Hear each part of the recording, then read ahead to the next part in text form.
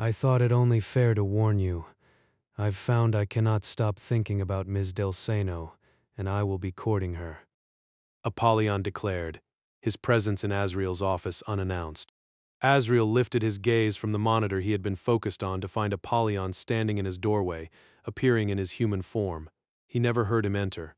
To Asriel's annoyance, Apollyon made himself at home, sitting in the chair in front of his desk. He forced his face to remain expressionless. "Why are you here?" Asriel asked. "I was under the impression that my courting Savannah would matter to you. Was I mistaken? Forgive my intrusion." Apollyon stood, a flicker of something unreadable in his eyes. "I am glad to know I will not have competition from you. You would have been a formidable opponent." Asriel leaned back, folding his arms over his chest. "I will not compete against you for Savannah. She is a grown woman and can make her own decisions. In that, you are correct. I am honor-bound to inform you that I plan on asking her to lunch tomorrow," Apollyon stated. "I wish you would stop hiding behind etiquette and lay your cards on the table." Asriel retorted. "I don't gamble," Apollyon replied. "Why are you here?" Asriel pressed again.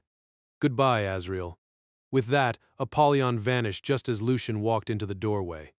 Asriel swore under his breath, annoyed that his brother had overheard the conversation. He wasn't sure what to make of the legendary demon. Wow, was that Apollyon? Lucian asked, his voice tinged with awe. "Hello, Lucian," Asriel greeted flatly. Remember when we were little? He was the monster under our bed that would eat us if we misbehaved. Jeremiel used to terrify us with those stories. Lucian reminisced. "I wish he had stayed as the monster under my bed," Asriel muttered. Wow. I don't know what I would do if he told me he was after Esmeralda. I think I'd have had to challenge him right then and there. Lucian exclaimed. "The difference is Esmeralda is your fiancée, and Savannah is merely my employee," Asriel pointed out. I want you to think about something, and think hard. Lucian began, adopting a serious tone he rarely used. He's not courting her to talk about the weather. He wants her. He took one look at her and decided she was his. Can you handle the thought of them together? A surge of anger washed over Asriel. The image of Savannah in Apollyon's embrace was unsettling. Since Savannah had appeared in his waiting room, his life had been turned upside down. "What do you suggest I do? Fight him? I've already spent a lifetime away from God's light because of a woman. I have no desire to suffer for another," Asriel said. I think that's the first time I've heard you refer to your fall. Asriel tried not to think about the choice that had left him forever banned from heaven. Unlike Lucian, who had once attempted to wage war against their father, Asriel's banishment was due to his love for a human. Get to know her, not just as your employee. She's obviously caught your attention. Find out why. Lucian advised. "Great dating advice from my baby brother," Asriel muttered. I offer great advice. You just never listened. Lucian replied, offering a mock salute before leaving the room. Deciding to visit Savannah, Asriel focused his attention on her. One of the perks of overseeing the dead was the ability to find any soul-bearing entity, anywhere, anytime. Arriving at her location, he found her underneath a car, her long, slender legs sticking out. She was humming, interspersed with curse words. Instead of giving her a lecture on returning to her hometown where people might recognize her, he took a moment to admire the view. "What are you doing?" Asriel asked. His words were immediately met with a thud and a sharp string of swear words from under the vehicle. Ouch. Don't you know better than to sneak up on someone under a car? Savannah's voice came muffled. "I've never talked to someone under a car before. Why are you under there?" he inquired. I'm cutting the brake line. She replied. "Whose truck is this?" Asriel asked, a sense of foreboding settling in. Edward's. She answered.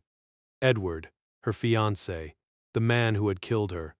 Asriel should have known Savannah wouldn't take such an act lying down. "Would it change your mind if I told you that he dies a horrific death in less than 1 year's time?" he asked. How horrific. She queried. "A death remembered throughout the ages. So fearsome that no mother in her right mind would name her son Edward, for fear of the same fate." Asriel described. Good. I can't do this anyway. I couldn't get past the thought of accidentally killing a single mother on her way to work with 6 kids in the back of her minivan. Savannah said, scooting out from beneath the vehicle. A black smudge of dirt adorned her forehead, but even filthy, she looked beautiful. I couldn't figure out how to ensure his death while keeping everyone else safe, without physically killing him myself. Next time, ask for help.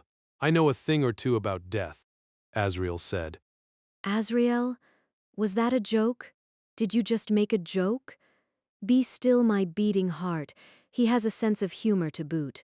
Savannah laughed, and he joined in her laughter. I'm afraid you've seen me more often at my worst and not at all at my best, Asriel admitted, feeling a twinge of guilt. Let's go get ice cream. Savannah suggested. Ice cream? He asked. You and I are going to get ice cream cones with sprinkles, and then we're going to walk along the beach and talk about inconsequential things. She declared. I'd like that. Asriel agreed. Good. Let's go. There's a place called Grumpy's down the street. My father used to take me there before my stepmother came home. Savannah said, grabbing his hand and leading the way. The walk to the small shop was brief. After they ordered their desserts, they sat at a wooden picnic table under a beach umbrella. I love spring. Savannah remarked, sitting on the tabletop with her feet on the bench seat, the sun illuminating her delicate features. I can tell. I think I had forgotten how much I enjoyed walking in the sunlight. Asriel mused. Tell me about Ileana. Savannah probed. My mind is not an open book for you to read, Savannah, Asriel replied. Stop evading. Yes, it is. She insisted. Ileana was my wife. She died a long time ago. Asriel finally relented. Were you death then too? Savannah asked. To answer your question, I was born the angel of death. Jeremiel is the gatekeeper of souls, passing down their afterlife locations. Lucian handles those who need to learn life's values. Asriel explained, feeling guilty for not having explained her role more thoroughly earlier. I'm just curious about the woman who haunts your thoughts. Savannah pressed. It's funny, there was a time when every time I closed my eyes I saw her face. Ileana was the daughter of a mortal family. We were married for 53 years before she succumbed to an illness. Asriel shared, his voice tinged with nostalgia. Couldn't you have brought her back? That's probably insensitive, but if I loved someone that much, I'd at least want to talk to them. Savannah pondered. There are rules. Asriel began.